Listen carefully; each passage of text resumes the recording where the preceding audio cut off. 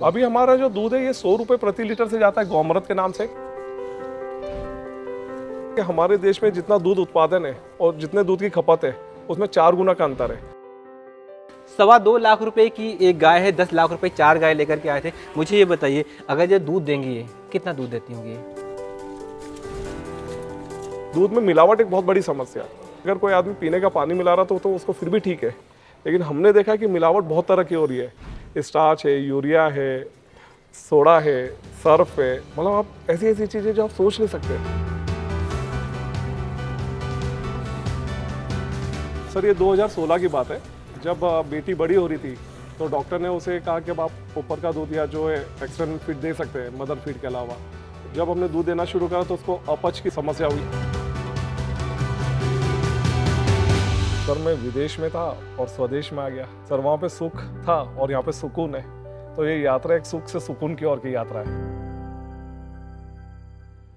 जो आप गौशाला में खड़े हैं, यहाँ पे देशी गोवंश है, उसमें गिर गोवंश है, और पिछले कुछ महीने पहले हम कुछ पुंगनूर गोवंश भी लेकर आए। गौ माता तो अपना अपना अमूल्य है, लेकिन फिर भी अगर हम बात करें तो हमने इनका जो सेवा शुल्क राशि जो हमने दी थी वो 2 से 2.25 लाख प्रति गोवंश की दी थी सेवा शुल्क। ये 10 लाख के आसपास गाय हैं। हाँ जी बोल सकते हैं। ये है पुंगनूर। हाँ, मैं इसके बारे में बात कर रहा था। आपने देखा होगा कि कुछ लोगों ने अपने घरों में इसको पाल रखा है, और वो सिर्फ उनको दूध से मतलब नहीं है, वो सिर्फ इसलिए कि सेवा करते हैं और इसको चला रहे हैं इधर से। तो 2.25 लाख रुपए की एक गाय है, 10 लाख रुपए 4 गाय लेकर के आए थे। मुझे ये बताइए, अगर ये दूध देंगी, ये कितना दूध देती होंगी? ये सर ये समय का 1.5 लीटर 2 लीटर दूध देगी, 2.5 लीटर दूध देगी, और उसमें भी मुख्य रूप से इनके जो बच्चे हैं उन्हीं का आहार का काम होगा। तो सर मुझे ये बताइए कि ये जो गायों को लेके जो आपकी ये जो लगाव हुआ, जो ये सब आपके स्वागत में आती हैं, कैसे इसकी शुरुआत कैसे हुई? सर ये 2016 की बात है, जब बेटी बड़ी हो रही थी तो डॉक्टर ने उसे कहा कि अब आप ऊपर का दूध या जो है एक्सटर्नल फीड दे सकते हैं मदर फीड के अलावा। जब हमने दूध देना शुरू करा तो उसको अपच की समस्या हुई। जब अपच की समस्या हुई तो हमने एक गौ आधारित जो चिकित्सक होते हैं तो उनको दिखाया, तो उन्होंने कहा कि इनको लैक्टोज इंटॉलरेंट है, आप देशी गाय का दूध दीजिए। तो हमें समझ में आया कि क्यों ना ये काम हम खुद ही ये पीड़ा उठाएं और अपने परिवार में घर में तो दूध दे ही, अपने दोस्तों को तो पहुँचाएं ही, साथ में समाज को भी कुछ अच्छा दूध पहुँचाने की कोशिश। अब क्या होता है सर कि हमारे देश में जितना दूध उत्पादन है और जितने दूध की खपत है उसमें 4 गुना का अंतर है। मतलब अगर 1 लीटर दूध हो रहा है तो 4 लीटर दूध बिक रहा है, तो कहीं ना कहीं जो 3 लीटर है वो सिंथेटिक दूध या मिलावटी दूध या एडल्ट्रेशन वाला दूध आ रहा है। जब मैं इसकी और गहराई में गया तो मुझे पता पड़ा कि जितनी भी डेयरी फार्म है वो प्राय जर्सी या HF गोवंश रखे हुए हैं। तो जो जर्सी और HF गाय हैं, और वहाँ पे जब और देखा तो पहली बात तो मेरे को दूध के समय वो अलाउ नहीं करते थे। मैं सोचता था खुद जाके फ्रेश दूध ले आऊँगा, तो वो अलाउ नहीं करते थे। जब पता पड़ा तो ये समझ में आया कि वहाँ पे केवल और केवल फीमेल काफ है, मेल काफ तो बाद में पता रहा मेल काफ तो पहले या दूसरे दिन या तीसरे दिन स्लॉटर हाउस चले जाते हैं, जो एक बहुत दुख का विषय हुआ।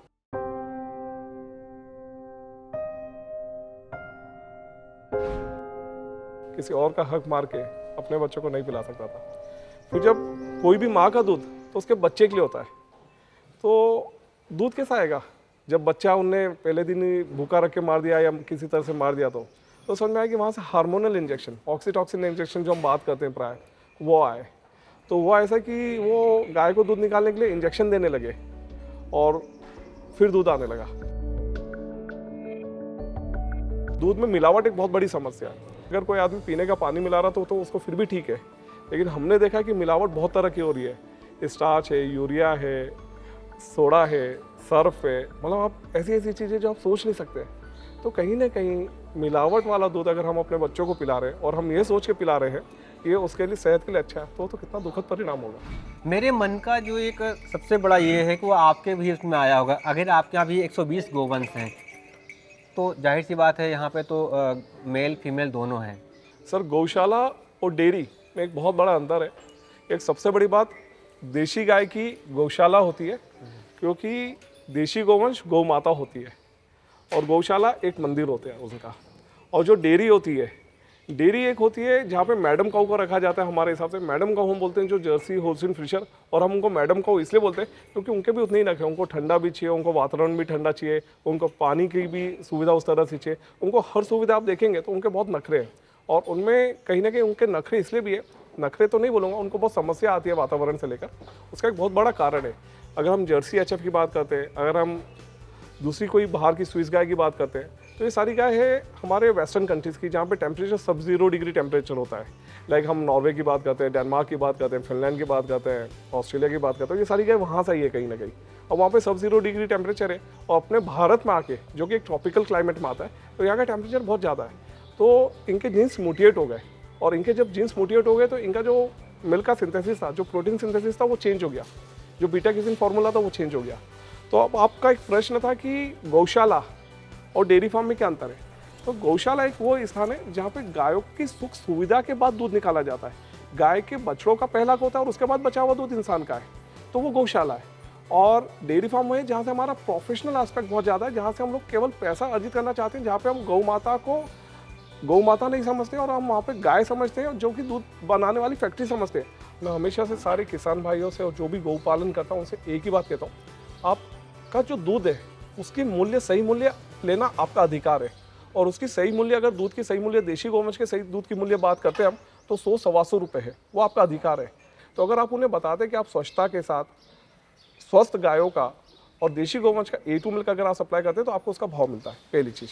दूसरी चीज़, गौशाला में आपको ध्यान देना है कि गाय 4 चीज़ हमें देती है। सबसे पहली चीज़ गौशाला में हमारे को मिलती है जो गाय का श्वास है, उसकी भी वैल्यू। दूसरी चीज़ अगर आप देखेंगे तो गाय का गोमूत्र, जिससे गोमूत्र अर्क और उससे बहुत सारे हमारे को स्वास्थ्य उपलब्ध चीज़ें मिलती है। तीसरी चीज़ अगर हम बात करते हैं तो गौ माता से हमारे को गोबर मिलता है, जिसमें हमारे शास्त्रों में भी उसका वर्णित है, गोमय वस्ते लक्ष्मी, गोबर में लक्ष्मी का वास है। और चौथी चीज़ दूध है। लेकिन इंसान अपने लोभ के कारण पहली, दूसरी, तीसरी चीज़ को छोड़ के सीधे चौथी चीज़ पे जा रहा है। क्या होता है कि जब हम कहते हैं कि एक स्वस्थ गाय और स्वच्छ स्थान पे ही एक अच्छा हाइजीनिक और स्वस्थ दूध मिल सकता है। Healthy cows give the healthy milk.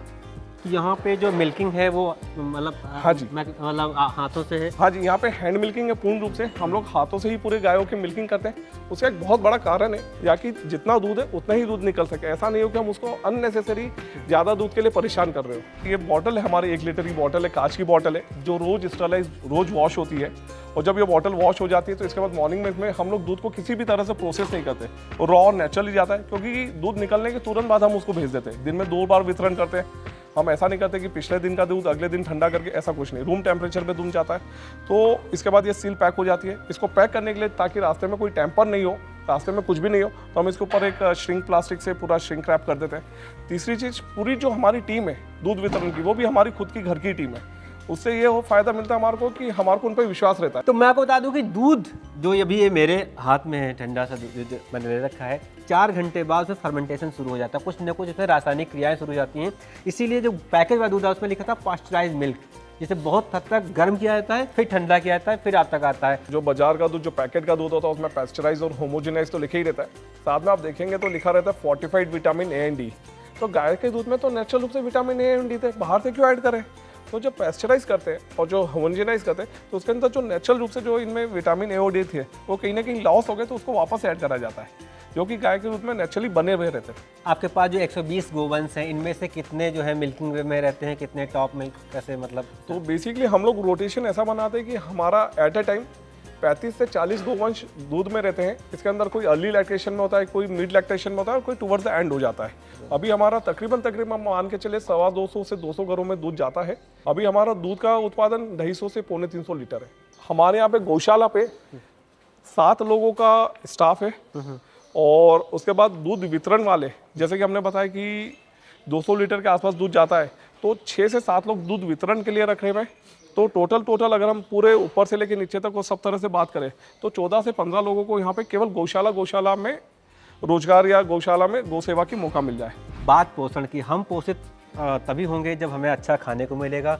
और गोवंश हो या भैंस, जो कोई भी हो, वो अच्छी तरीके से तभी जब उसको अच्छा चारा, अच्छा खाना, अच्छा उसको क्या कहते हैं, उसको खाद्यान्न मिलेगा। इनका न्यूट्रिशन कैसे मैनेज करते हैं? सर, एक सिंपल सी लाइन एक मैं बोलना चाहूँगा, जैसा अन्न वैसा मन।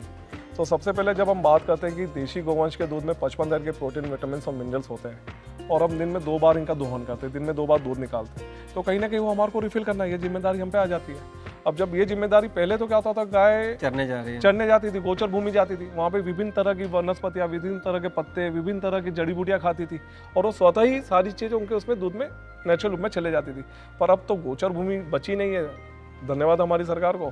तो हमने जो है अब ये जिम्मेदारी हम पे आ गई, तो हमने जो एक राशन उसका पूरा तैयार करने की कोशिश करी है। उसके राशन में हमने ये कोशिश करी कि उसमें एक तो सबसे बड़ी बात, अगर गाय स्वस्थ है तो उसको स्वस्थ खाना जाएगा, स्वस्थ आहार जाएगा तो ही स्वस्थ है, और उसके आहार में न्यूट्रिशन होने की बहुत ज़रूरत है, तभी गाय स्वस्थ और हुश-पुश रहेगी और तभी हमारे को स्वस्थ दूध मिलेगा।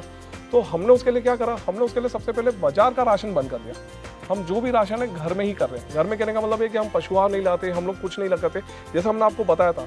तो सबसे पहले तो हम सीज़न के टाइम पे 2 से 3 तरह का अनाज इकट्ठा कर लेते हैं। आप देखेंगे तो ये इस तरह के हमने अनाज की स्टोरेज है। ये मक्के का है, ये मक्के का स्टोरेज है सर। तो आप देखेंगे तो इसमें मक्का है, ये भी अच्छी उच्च श्रेणी की ही मक्का है। ऐसा नहीं कि मतलब हम कुछ मतलब सारी उच्च श्रेणी के ही अनाज और ये सारी चीज़ें ला रहे हैं। तो अनाज मक्का है, जौ है और अपना गेहूं है, इस तरह का 3 अनाज हो गया। उसके बाद हमने आपको बताया था कि हमारे यहाँ पे यहीं पे ही गौशाला में कच्ची घानी लगी हुई है।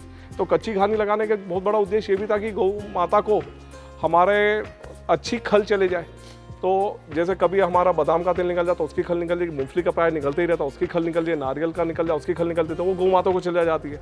तो 2 से 3 तरह की खल गौ माता को चले जाती है। फिर उसके बाद हम लोग मिनरल मिक्सचर देते हैं, मीठा सोडा देते हैं, फिर हम लोग इनको सेंधा नमक देते हैं, हम लोग इनको गुड़ देते हैं, गुड़ की राब देते हैं, फिर हम इनको अपना त्रिफला देते हैं जिसके अंदर आंवला, भेड़ और अरहर रहता है। फिर उसके बाद हम इनको शतावर, अश्वगंधा और सफ़ेद मूसली। तो इस तरह से एक आहार में हम कोशिश करते हैं कि इनका 14 से 15 अलग चीज़ों को मिलाकर इनका एक आहार तैयार किया जाता है। दूसरी चीज़ हम लोग इनका कोशिश करते हैं, जैसे हर आदमी का एक न्यूट्रिशन प्लान होता है, उस तरह से गायों का न्यूट्रिशन प्लान होता है। ये थाली किस खास है? ये सब थाली हमारी, हम इसको बाहुबली थाली बोलते हैं। बाहुबली थाली जो गोमाता पोषण के लिए, हाँ। पोषण के अच्छा, लिए इसमें वही चीजें जो आपने जो कहा, अभी हमने बात करी वो सारी चीजें इसमें ये गुड़ हो गई, गुड़ ऐसा- की राब हो गई, ये कपासिया खल हो गई, ये कपास अपना खल, ये अपने सारी जड़ बूटी। 6% ऑयल होता है, आपको पता है। हाँ। इसके अंदर आपके जो हमने 4 तरह की जड़ी बूटियाँ, आंवला, हर, भेड़ और उसके बाद हमने शतावर, अश्वगंधा और सफ़ेद मूसली की बात करी थी, वो है। ये हमारी मूंगफली की खल है, ये हमारे बादाम की खल है। इसके बाद ये जो हमारे अनाज का मिश्रण है, फिर इसके बाद ये गुड़ है, गुड़ की राब है, ये नमक है। इस तरह से जो मुख्य आधारित जो मुख्य घटक है वो सारी चीज़ इसमें आ गई है। क्या होता है कि जब शुरू में अनाज का भंडारण करते हैं तब तो बहुत ज़्यादा जगह लगती है। अब जब अनाज कम हो गया तो अनाज नीचे भी चला जाता है और ज़्यादा जगह लग रही है। तो क्या करते हैं कि हमारे ये गांव के जो है, हमारे जो संतोष जी है, उन्होंने ये विधि हमें बताई थी कि बोले सेठ अपने को खर्चा करने की कोई ज़रूरत नहीं है, अपन तो पतरे की शीट ले आते हैं, उसको बांध के पूरा अपन एक कुआं जैसा बना लेंगे, और जब ये थोड़ा अनाज कम हो जाएगा तो अपन रस्सी खींच देंगे, टाइट कर देंगे, तो टाइट हो जाएगा, वापस अनाज भी ऊपर आ जाएगा और जगह भी कम होती जाएगी। तो इस तरह से हम भंडारण करते हैं। तो हम साल में 3 तरह का भंडारण करते हैं, 3 अनाज का भंडारण करते हैं। इसका ब्याज कम कर, ब्याज ज़्यादा, सामान ज़्यादा है तो ब्याज बड़ा हुआ, ब्याज टाइट करने से तो ब्याज कम होता गया और फिर अनाज ऊपर आता जाता है, बाद में फिर उसको बदल लेते हैं और वही निकल के फिर आधा चक्की में आपकी। उसी बात हमारा ये हैमर मिल है, आटा चक्की नहीं है, हैमर मिल है। इसके अंदर हम जो है अनाज को तोड़ते हैं, दलिया बनाते हैं, हम लोग पीसते नहीं है। एक जगह है आपके पास जो कि कुछ समय तक खाली रहती है और बहुत सारे लोग अगर आपके यहाँ आना शुरू हो जाते हैं, जैसे आपने यहाँ कुछ बच्चों को बुलाना शुरू कर दिया यहाँ पे, शहर के स्कूलों के बच्चे आते हैं, पिकनिक में जाते थे बच्चे, वो पिकनिक जो है गाँव में शुरू की। कई जगहों पर ऐसा हमने देखा है जहाँ पे पेरेंट्स भी चाहते हैं और स्कूल भी बच्चों को रूट से जोड़ रहे हैं, मतलब पुराने वापस ले जा रहे हैं कि कैसे धान लगाए जाते हैं वो उनको सिखा रहे हैं, कैसे गेहूं उगता है वो दिखाया जा रहा है, और ये भी कि डेयरी कैसे या गौशाला में क्या होता है। तो बहुत सारे लोग इनके यहाँ भी आते हैं। ये चल रहा है ना आपके यहाँ अभी? ये हमारे यहाँ निरंतर रूप से चल रहा है। तो हम इसमें 2 तरह के प्रोग्राम चलाते हैं। एक तो हमारे यहाँ पे आप देखेंगे तो इनफैक्ट मुंबई से इंदौर तक भी स्कूल के बच्चे आए हैं। वो समझना है कि एक गौशाला प्रबंधन कैसे किया जा सकता है, गौशाला को कैसे अपने मुख्य रूप से जोड़ा जा सकता है और कैसे हम उससे जुड़ सकते हैं। दूसरी चीज़, हम लोग यहाँ पे परिवारों को भी बुलाते हैं कि आप लोग आए और खुद अपनी आंखों से सारी व्यवस्था देखिए, कैसे हमारी गौ माता है, कितनी स्वस्थ है, किस तरह का उनका खान पान है, कैसे कच्ची घानी से तेल निकलता है या कैसे शहद निकलता है। तो जैसे हमने शुरुआत में एक बात करी थी कि जब इंसान का आपके प्रति विश्वास तैयार हो जाता है, जब ट्रस्ट डेवलप हो जाता है, तो फिर आपके लिए कुछ भी करें आपके लिए समस्या नहीं हो सकती। तो आज हमारा जो 200-250 घरों में दूध जा रहा है, तो वो सब आप हमारे परिवार की तरह, अगर किसी तरह से हमारे को किसी समस्या पे आती है तो हमारे साथ हमेशा खड़े रहते हैं। क्यों? क्योंकि उन्हें पता है कि यहाँ पे जो भी हो रहा है एक अच्छे रूप से हो रहा है, सही नीति के साथ हो रहा है, सही नियत के साथ हो रहा है। आपने देखा कि हमने दूध तो वितरण करा, अब जब दूध वितरण कर दिया तो क्या होता है कि अमूमन हम लोगों को सुबह के ही दूध चाहिए रहता है, तो शाम का हमारा दूध बच जाता है। तो जो शाम का दूध रहता है हम उसको घी कन्वर्ट कर लेते हैं। तो आप देखेंगे कि हमारा गौ कृपा के नाम से घी आता है, ये 1 लीटर का पैक में। तो बेसिकली हम लोग इसको वैदिक बिलोना पद्धति से ही घी बनाते हैं। वो जो अम्मा दादी वाला, अम्मा नानी वाला। बिल्कुल बिल्कुल सही समझा। तो बेसिकली बिलोना पद्धति से मतलब ये कि दूध को सबसे पहले जरूरी है कि हम उसका दही लगाएं, और जब दही जम जाता है तो उसके बाद उसको चर्निंग करके, बिलोना करके उसका छाछ और मक्खन अलग कर लें, और उस मक्खन को तपाकर जो घी प्राप्त होता है वही असली देशी घी है। वैदिक घी हम बात करते हैं बिलोना पद्धति का घी, जो कि सही रूप में असली घी वही है। तो उसको बनाने के लिए हमारे को 27 लीटर के आसपास दूध लगता है। जब इस 27 लीटर दूध को हम दही लगा देते हैं और जो दही प्राप्त होता है तो हम उसका अगले दिन जो है हम उसका मथनी करते हैं, बिलोना करते हैं। और जब बिलोना करते हैं तो हमारे को तकरीबन 1000 ग्राम से लेके 1100 ग्राम तक हमारे को मक्खन प्राप्त होता है। और जो 1100 ग्राम मक्खन प्राप्त होता है उसको जब गर्म करते हैं हमारे को, तब हमारे को तकरीबन 900-910 ग्राम हमारे को घी प्राप्त होता है। अब इसके अंदर आप देखेंगे तो घी बनाने में भी 2 तरह के प्रोडक्ट हमारे को मिलते हैं। एक तो सबसे पहले हमारे को घी तो मिला ही मिला, साथ में हमारे को छाछ भी मिली। अब वो जो छाछ जो है तकरीबन इस प्रोसेस में हमारे पास 35 से 40 किलो छाछ आ जाती है। और वो छाछ का भी बहुत मूल्य है अगर आप उसको सही जगह पे सही समय पे दे देते हैं। तो सही जगह से मतलब है जहाँ पे उसकी अच्छे से वितरण हो जाए, और सही समय का मतलब है कि छाछ खट्टी पड़ने के पहले उसको दे दिया जाए। तो हमारे यहाँ से जो थोक में छाछ चली जाती है 22 रुपये लीटर, तो हमने कहा कि हमारा 40 किलो के आसपास छाछ बनी, तो हमारा 880 रुपये तो हमारा वहीं पे हो जाता है। 850 रुपये हमारा छाछ में आ गया। उसके बाद हम लोग जो घी है, हम मोटा इस घी को 2000 रुपये लीटर बेचते हैं। अब 2000 रुपये लीटर और 800 रुपये हमारे छाछ के हो गए थे, तो हमारे हो गए 2880 रुपये। और अगर आप देखेंगे तो हमारे को 27 लीटर हमारे को दूध लग रहा था। हमने आपको बताया था कि हम 100 रुपये प्रति लीटर से हमारा दूध बेचते हैं। हमारी जो मेहनत है, हमारी जो पैकेजिंग है, और सारी चीज़ में कॉस्ट कवर हो गई। तो अगर आप बाज़ार से अच्छा घी खाना चाहते हैं, देशी गोवंश गोमाता का घी खाना चाहते हैं, और बिलोना पद्धति से खाना चाहते हैं, तो आप कहीं ना कहीं कम से कम 1800, 2000, 2200 तक का घी खाने के आप सोच सकते हैं। अब क्या हो गया कि पहले तो हमारी दादी नानी करा करती थी, उनका सुबह का रूटीन देखेंगे तो मथनी करा करते थे। बट अभी जब हमारे यहाँ पर रोज इतने क्वांटिटी में होता है तो गौ सेवकों के द्वारा करना वो कठिनाई का विषय हो रहा था। तो उसके लिए हम ये मशीन लिया। ये जो मशीन अगर आप देखेंगे तो ये पूरी क्लॉकवाइज और एंटी क्लॉकवाइज, जैसे हमारे हाथ की मथनी चलती है कि क्लॉकवाइज घूमती है एक बार फिर एंटी क्लॉकवाइज, ये भी वैसे ही उसी तरह से चलती है। ये पूरी मैकेनाइज्ड है। इसमें देखेंगे तो लकड़ी का ही बिल होना है, सब कुछ वैसा का वैसा है। बस ये कि ये मशीन जो है हमारी मैकेनाइज्ड है। देखेंगे तो यहाँ पे हमारा हाथ से बिलोना करने का भी रखा हुआ है।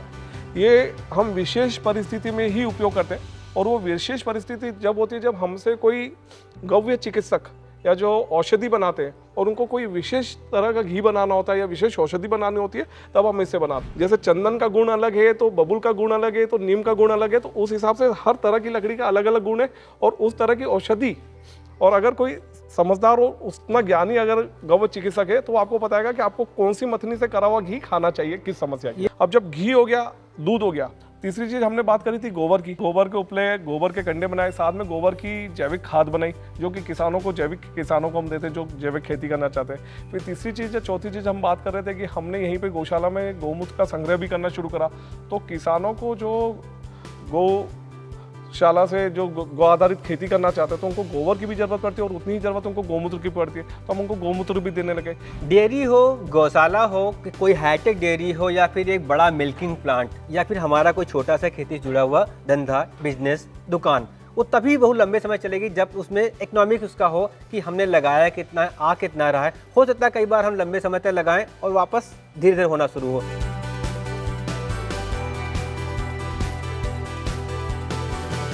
फैमिली बैकग्राउंड की बात करें तो मैं मूलत तो इंदौर से ही हूँ, और मैंने यहाँ पे अपनी स्कूलिंग पूरी करने के बाद इंजीनियरिंग में दाखिला लिया। 4 साल वहाँ पे इंजीनियरिंग करी, और इंजीनियरिंग पूर्ण होने के बाद मैंने एक्सेंचर नामक एमएनसी में 12 साल काम करा, और उसी दरमियान 5 से 6 साल में विदेश में भी रहा। मैं शिकागो में ज़्यादातर समय शिकागो में रहा हूँ, यूएस में रहा हूँ, और वहाँ से वापस आने के बाद 2016 में ये गौशाला की स्थापना करी थी 9 गोवंश से। उसके बाद 2022 में हमने यहाँ पे कच्ची घानी की स्थापना करी, और वहाँ से हम 10 तरह के तेल निकाल जाए, जिसमें अपना मूंगफली, बादाम, अखरोट, नारियल, तिल, सरसों, कलौंज, करंज, अलसी, इस तरह से 10 तरह के तेल निकाल जाए। 1 किलो तेल के लिए सर ये मानिए आप तकरीबन इसमें 3 किलो 500 ग्राम, 3 किलो 800 ग्राम सरसों लग जाती है। सरसों का तेल हमारा 250 रुपये लीटर रहता है, मूंगफली का 260 रहता है, इसमें भी हमारे अलग अलग सेगमेंट चलते हैं, उस तरीके से चलता है। 9 तरह के तेल हम इस पर प्रोसेस कर रहे हैं। कौन कौन से? मूंगफली, तिल, नारियल, अखरोट, बादाम, अलसी, सूरजमुखी, सरसों।